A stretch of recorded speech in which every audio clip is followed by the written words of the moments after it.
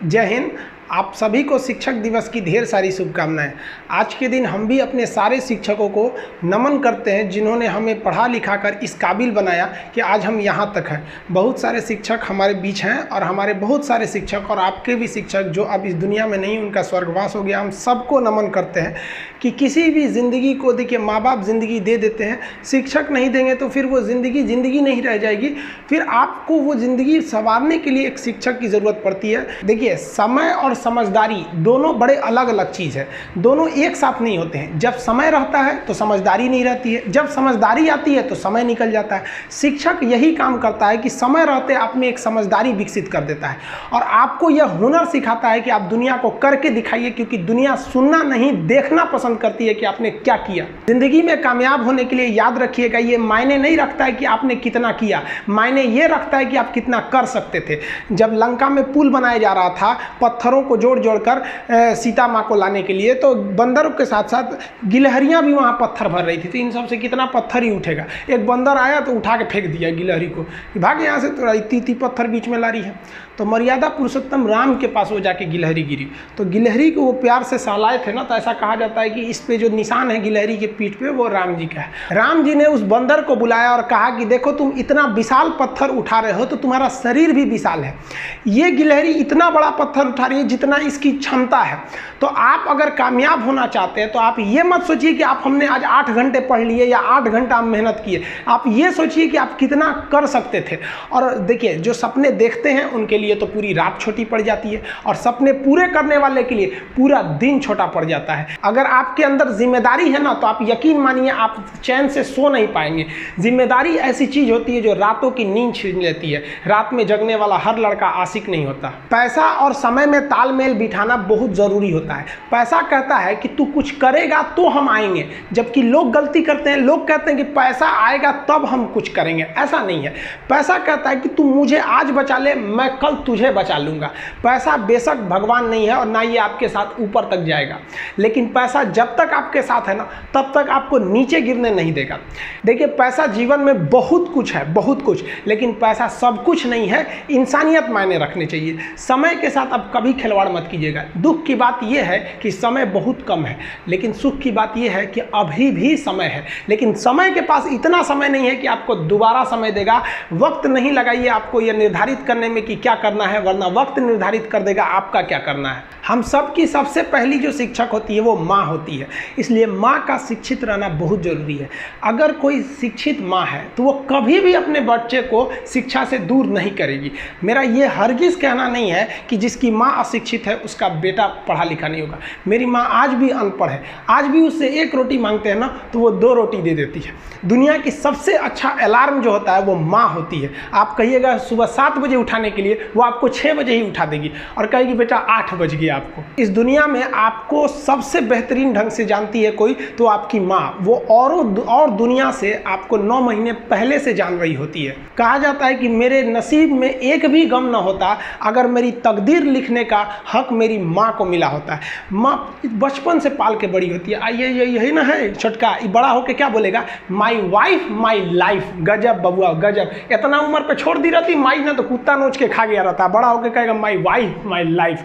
कभी भी माँ बाप से आप ऊंचे आवाज़ में बात नहीं कीजिएगा, वरना आपको शिक्षित कहलाने का कोई अधिकार नहीं है। और बाप जो होता है ना, बड़ा खुददार इंसान होता है, कभी बोल नहीं पाता है। माँ तो बोल भी देती है ना, बाप बोल नहीं पाता है। जेब खाली रहने के बावजूद मैंने बाप को कभी ना कहते नहीं देखा। इस दुनिया में बाप से रईस इंसान मैंने नहीं देखा। लेकिन इन दोनों को कहते हैं कि आप अपने बच्चे को जी जान से प्यार कीजिए, उसे सोने का निवाला खिलाइए, लेकिन उस पर नज़र रखिए दुश्मन की तरह क्या कर रहा है, वरना एक दिन बिगड़ जाएगा। माँ बाप भी लड़कियों को भेजते हैं हॉस्टल में पढ़ने के लिए।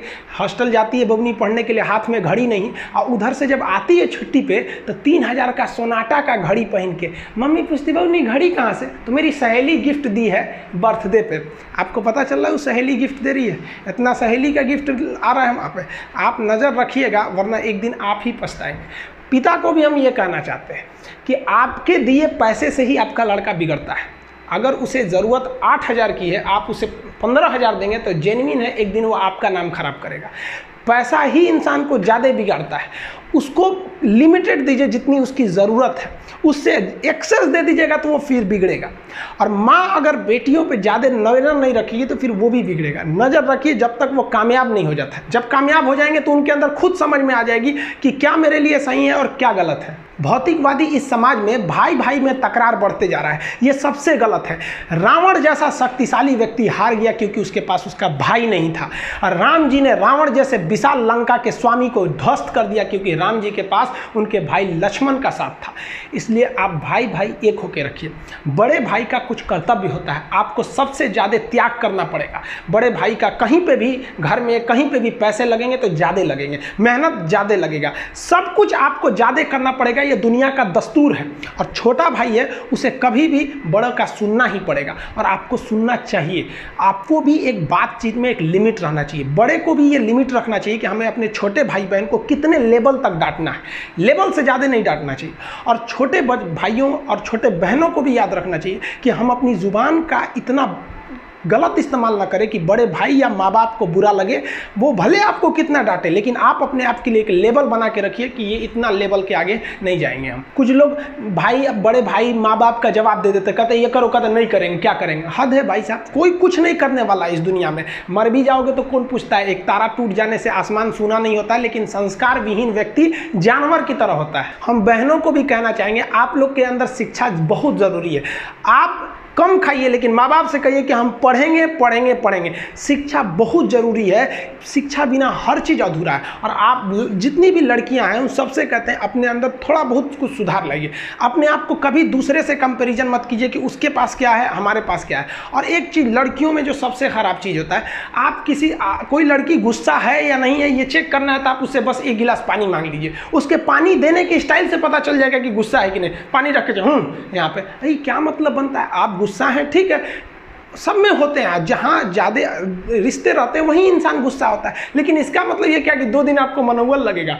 ये सारी ट्रेडिशनल चीज़ों को बदलिए, ये अच्छी बातें नहीं होती है। लड़कियों लोग को भी थोड़ा सा गंभीर बनिए। होता क्या है कि लोग कहते हैं ना कि एक लड़की को कोई बात अगर कह देंगे ना दूसरे को मत बोलना, वो उसको भी बोलेगी और उसको भी ये बात बोल देगी दूसरे उसको मत बोलना। अब पूरा मोहल्ला को पता चल जाएगा, सबको यही पता रहेगा कि किसी से बोलना नहीं है, लेकिन सबको पता चल जाएगा। भाई कुछ गंभीरता लाइए। लड़का लड़की सबको कहते हैं, ज़िंदगी के कुछ राज अपने तक ही रहिए। अपने करीबी भी दोस्त को कुछ खास राज को नहीं बताइए, क्योंकि कुछ करीबी दोस्त को भी ना कुछ करीबी दोस्त होते हैं, फिर वो ट्रांसफ़र हो जाएगा आगे तक। बहुत सारी चीज़ें होती हैं जिस चीज़ को आप शेयर नहीं कर सकते। घर की चीज़ें हो गई, बहुत सी ऐसी चीज़ें होती हैं। आजकल ना ये गर्लफ्रेंड बॉयफ्रेंड ना एक ठो ट्रेंड चल गया, अजब हाल है भाई साहब। एक बात हम आपसे कहना चाहते हैं, मेरे पैसे से अगर आप मोबाइल खरीद लीजिएगा तो अल्टीमेटली इकोनॉमिक्स के हिसाब से उस मोबाइल पर अधिकार किसका होगा? मेरा होगा, क्योंकि पैसा मेरा है। तो आप सोचिए, आप बाप के पैसा से अगर लड़की पटाएंगे तो लड़की किसकी होगी इकोनॉमिक्स के हिसाब से? बाप के लिए। तो लड़कियों को भी कहते हैं कि भाई ऐसा लड़का को मत वैल्यू दो जो बाप की कमाई पे तुमको घुमा रहा है। और लड़कों भी कहते हैं जागो, अगर बहुत शौक है ना गर्लफ्रेंड बनाने का तो अपने पैर पे खड़े हो जाओ। जिस दिन पैर पर खड़े होगे ना उस दिन समझ में आएगा ये सब चीज़ें फालतू चीज़ें होती हैं।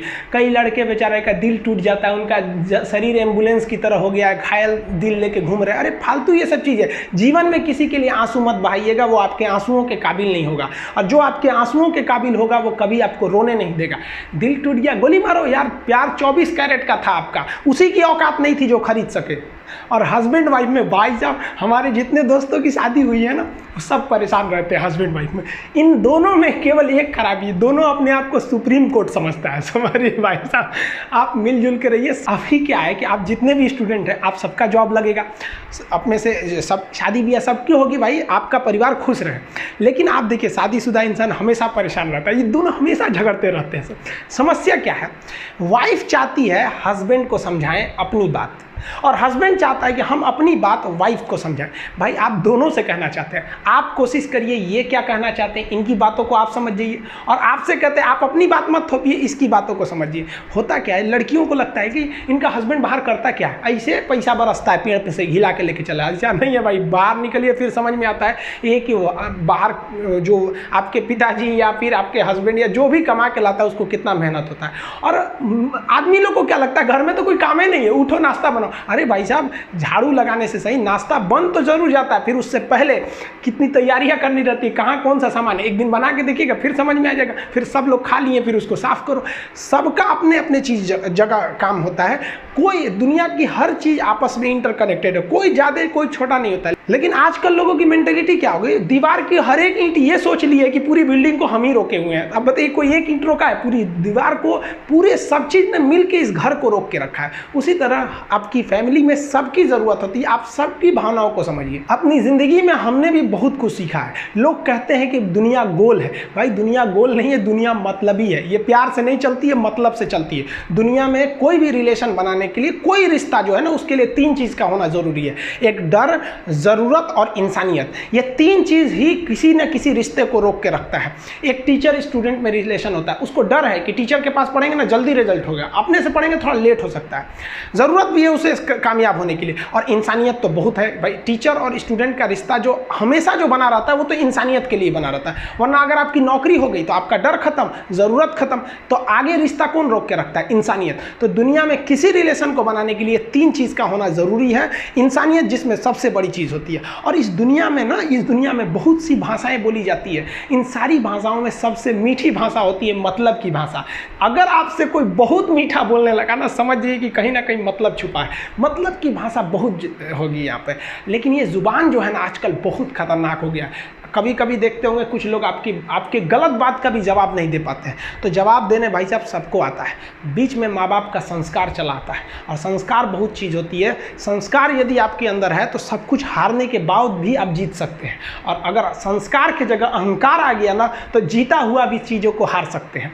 कमज़ोर व्यक्ति ही दूसरे काम का बदला लेता है, लेकिन जो ताकतवर होता है वो माफ़ कर देता है। लेकिन जो बुद्धिमान व्यक्ति होता है वो इग्नोर कर देता है, नज़रअंदाज कर देता है और बच के निकल जाता है। क्योंकि अगर कोई व्यक्ति आपको पहली बार धोखा दिया तो इसमें उस व्यक्ति का गलती है, लेकिन वही व्यक्ति अगर दोबारा धोखा दिया तो इसमें आपकी गलती है। सबसे समझदार होके चलिए और मिजाज में कुछ सख्ती भी रखिए। लोग पी जाते अगर समंदर खारा नहीं होता, तो थोड़ा सा सख्ती भी बना के रखना चाहिए। इस दुनिया के कुछ दस्तूर हैं, आप किसी के लिए कितनी भी भलाई कर दे वो याद नहीं रखेगा, ये दुनिया का दस्तूर है। और आपकी गलती को कोई भूलेगा भी नहीं, इसे आप बुरा नहीं मानिए, ये दुनिया का दस्तूर है, इसे आप चेंज नहीं कर सकते। जैसे सूरज पूरब से निकलता है वैसे ही ये चीज़ें होंगी। लेकिन हम आपसे कहते हैं, आप दुनिया में आज कई लोग होते हैं दूसरे को लगते हैं सिखाने, आप क्यों दूसरे को बार बार ज्ञान देने लगते हैं? आप अपने आप को क्यों ज्ञानी समझने लगते हैं? दूसरे को सुधारने की कोशिश मत कीजिए, बल्कि खुद सुधरिए। आपके सुधरने से हो सके कि पृथ्वी से एक बुरा इंसान सुधर जाए। आप समाज में जहां भी रहेंगे तो आपके पास बहुत सारे लोग आएंगे, कुछ गलतियां भी करेंगे, कुछ अच्छा काम भी करेंगे। जब भी किसी की प्रशंसा कीजिए तो पूरी महफिल में कीजिए कि ये व्यक्ति ने अच्छा काम किया। लेकिन अगर किसी की शिकायत या उसकी आलोचना करना है, उसे डांटना है, तो उसे अकेले में समझाइए। और डांटने के बाद उसमें इस तरह से कर दीजिए, उसमें प्रशंसा मिला दीजिए। कोई गलती कर दिया, मान लीजिए आपका छोटा भाई नहीं पढ़ाई किया, गलत कम नंबर लाया, तो उसे डांटिए कि, लेकिन अकेले में डांटिए कि इतना कम नंबर क्यों लाया। फिर उसे उसी में एक पॉजिटिवनेस जोड़ दीजिए, तुम्हारे में इतना मेहनत है, हम इसलिए डांट रहे हैं कि तुम कर सकते थे लेकिन क्यों नहीं किए।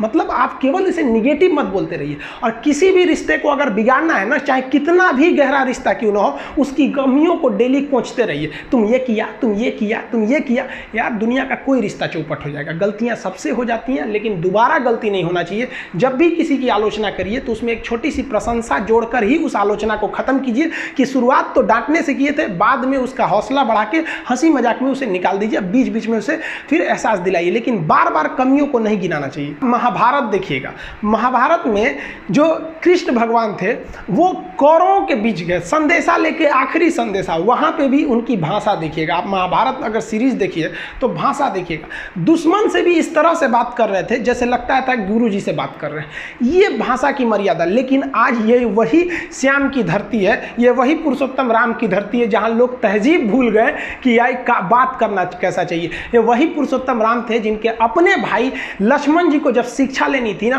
तो रावण के पैताने बैठे थे कि ये शिक्षा लेना है तो उसके पास झुकना पड़ेगा यहाँ पर। लेकिन आज हम लोग भूल गए हैं कि हमें बात में तो इतना आजकल वो तहजीब ही नहीं रह गया है कि इतना रफ बोल दो कि दुश्मन। किसी से पूछो, एक लड़का पूछा तुम्हारा क्या हाल है, तो कह रहा है खराब है, ठीक कर दोगे। जब हाल है भाई। आप सबकी जिंदगी में कुछ कठिनाइयाँ आएंगी, ठोकरें लगेंगे, लेकिन ठोकर खा के संभलना भी जरूरी है। ठोकरें खाकर भी न संभला तो ये मुसाफिर का नसीब, राह के पत्थर तो अपना फर्ज अदा कर चुके हैं और कभी भी मुश्किलों से घबराइएगा नहीं। कोको कोला कंपनी जब स्थापना हुई थी तो एक साल में केवल इसके 25 बोतल बिके थे। कंपनी का दिमाग हिल गया था, लेकिन आज के समय में दुनिया में हर जगह कोको कोला बिकता है और इसने तो फिजिक्स को उल्टा कर दिया। लोग कहते हैं ठंडा मतलब तो कोको कोला, भाई साहब ठंडा मतलब वो होता है जिसका टेम्परेचर कम हो, लेकिन इतना बिका कि इसके आगे लोग भूल गए कि ठंडा मतलब कोको कोला नहीं होता है, ठंडा मतलब वह चीज़ जिसका टेम्परेचर कम है। इसलिए परेशानियों से कभी मत घबराइएगा। आगे बढ़ने के लिए तकलीफ का होना ज़रूरी है, क्योंकि छांव आते ही इंसान के कदम रुक जाते हैं और धूप में कभी कदम नहीं रुकते हैं। ज़रूरी नहीं कि हर चीज़ आपको किताबें और यूनिवर्सिटी में ही पढ़ाया जाएगा। बहुत सी चीज़ें हैं जो आपकी खाली पेट और खाली जेब सिखाएगी, जो आपको कोई टीचर नहीं सिखाएगा। कहते हैं जरा सी छेद क्या हो गई मेरे जेब में, सिक्कों से ज़्यादा तो मेरे रिश्तेदार गिर गए। लाइफ में सबका स्ट्रगल होता है। हम लोग के भी लाइफ में बहुत तकलीफें आई थी। ज़िंदगी में इतने तकलीफ देखे कि अब अगर तकलीफ नहीं होता है तो तकलीफ होता है। ज़िंदगी ने उस मुकाम पर लाकर छोड़ा है जहाँ पसंद तो बहुत कुछ है लेकिन चाहिए कुछ भी नहीं। लोग कहते हैं कि खाली हाथ आए थे खाली हाथ जाओगे, गलत बोलते हैं।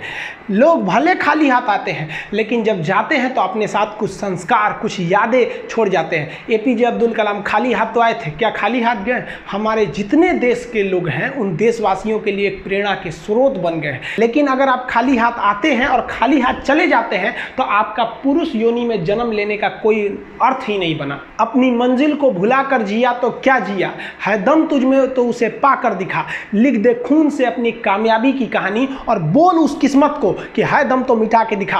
इसलिए कभी किस्मत को मत कोसिएगा, अपने हौसले से अपनी कहानी लिखिएगा। पसीने की स्याही से जो लिखते हैं अपने हौसले के इरादे, उनके मुकद्दर के पन्ने कभी कोरे नहीं होते। देखिए, शिक्षक और सड़क ऐसी चीज है जो खुद तो अपने जगह पे रहती है और दूसरों को मंजिल तक पहुंचा देती है। इस शिक्षक दिवस बड़ा अजीब सा शिक्षक दिवस रहा। आज शिक्षक दिवस में सुबह 11 बजे से लेकर शाम 5 बजे तक जो हम लोग का प्रोटेस्ट था या फिर ट्विटर पे जो भी रहा, उसका कई ज़्यादा फायदे भी हुए थे।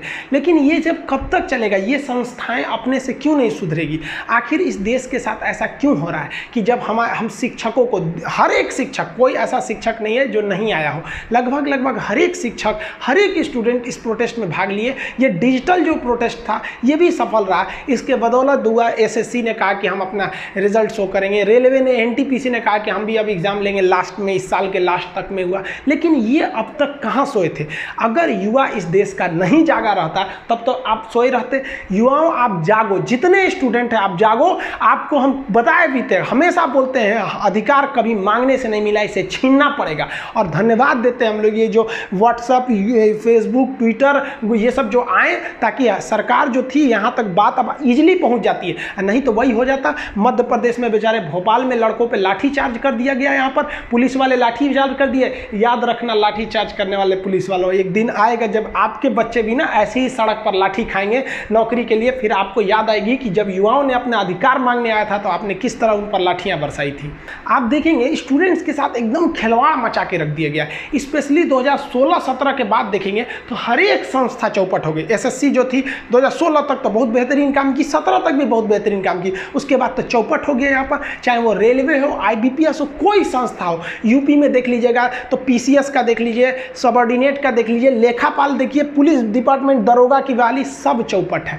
मध्य प्रदेश वाले आप लोगों ने तो और काम किया कि भाई बाहर के लोग मध्य प्रदेश का फॉर्म नहीं भर पाएंगे। मध्य प्रदेश के लड़के, ये आप सोचिए आपके साथ एक तरह का एक अपराध किया जा रहा है, आपको दूसरे लड़कों से अलग किया जा रहा है।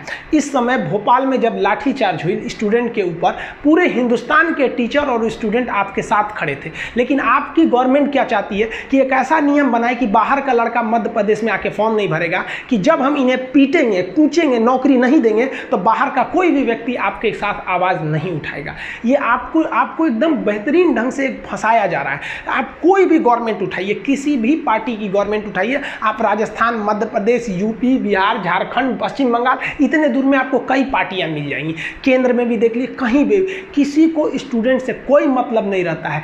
60 मिनट में 100 क्वेश्चन बनाने वाले विद्यार्थियों के भविष्य को ये अनपढ़ अनपढ़ नेता कुचल के चले जाते हैं। बिहार में जो वैकेंसी निकाली गई 2015 के चुनाव के लिए, तो एक बार वैकेंसी निकालेंगे हम चुनाव जीतने के लिए, अब जीत जाएंगे तो अगला चुनाव उसी हिसाब से जीत जाएंगे कि भैया अब हम इसका एग्जाम लेने वाले हैं।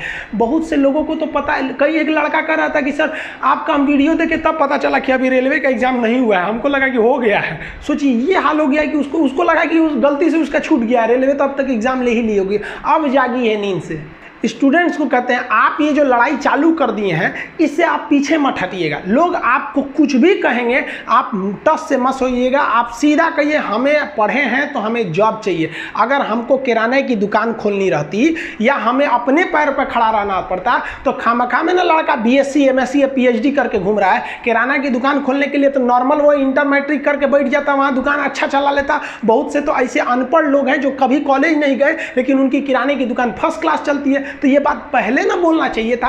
अब अगर पढ़े लिखे नेता रहते तो उन्हें पता होता है कि एक बेरोजगारी कई टाइप की होती है, जिसमें एक होती है शिक्षित बेरोजगारी।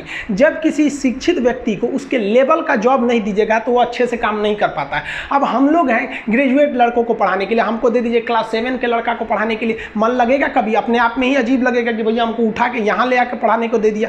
तो ये अब कहेंगे कि नहीं रोजगार तो मिला, ये कौन सा रोजगार है, ये तो शिक्षित बेरोजगारी ले आके रख दी यहाँ पर। तो आप अपनी लड़ाई लड़ते रहिए, हर एक टीचर आपके साथ है। हम तो धन्यवाद देते हैं दिल्ली के सभी टीचरों को, राजस्थान मध्य प्रदेश हर जगह के शिक्षकों को, हम बिहार UP हर जगह के शिक्षकों को हाथ जोड़ के भी हम धन्यवाद देते हैं कि आपने स्टूडेंट, ये सारे टीचर्स स्टूडेंट मिलकर इस मुहिम को, लगभग ये मुहिम अपने सफलता की ओर बढ़ रही है। लेकिन पाँव मत रोकिएगा वरना आपको कुचल दिया जाएगा।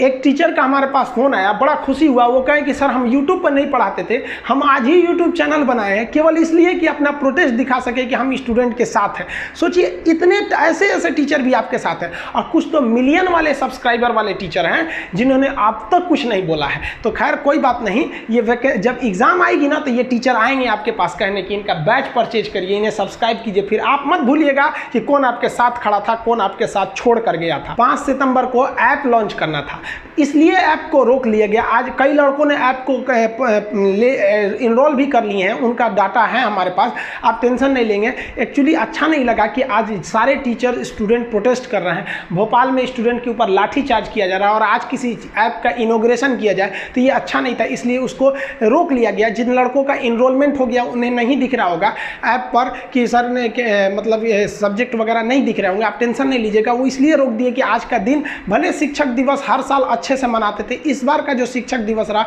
वो विरोध प्रदर्शन को दिखाने के लिए रहा, और आप स्टूडेंट्स के बदौलत ही हम लोग ये लड़ाई जीतने के कगार पर हैं। देखिए ऐप पर सबसे पहले पॉलिटी का क्लास स्टार्ट होना था, उसे हम रोक दिए, लेकिन पॉलिटी का जो फर्स्ट चैप्टर होता है उसे यूट्यूब पर डाल दिए। आप वहां से पढ़ाई को कंटिन्यू करेंगे और जैसे ऐप आएगा तो आप लोग दोनों से मर्ज हो जाएंगे उस चीज़ को। अभी सरकार से 1-2 दिन में और सारी बातें मनवा लेते हैं, फिर हम लोग उसके बाद जब बातें मान ली जाएंगी तो हम लोग रेगुलर वे में पढ़ते रहेंगे। आपको यूट्यूब पर आपका चैप्टर वाइज क्लास हम प्रोवाइड करते रहेंगे। मिलेंगे नेक्स्ट वीडियो में, तब तक के लिए जय हिंद।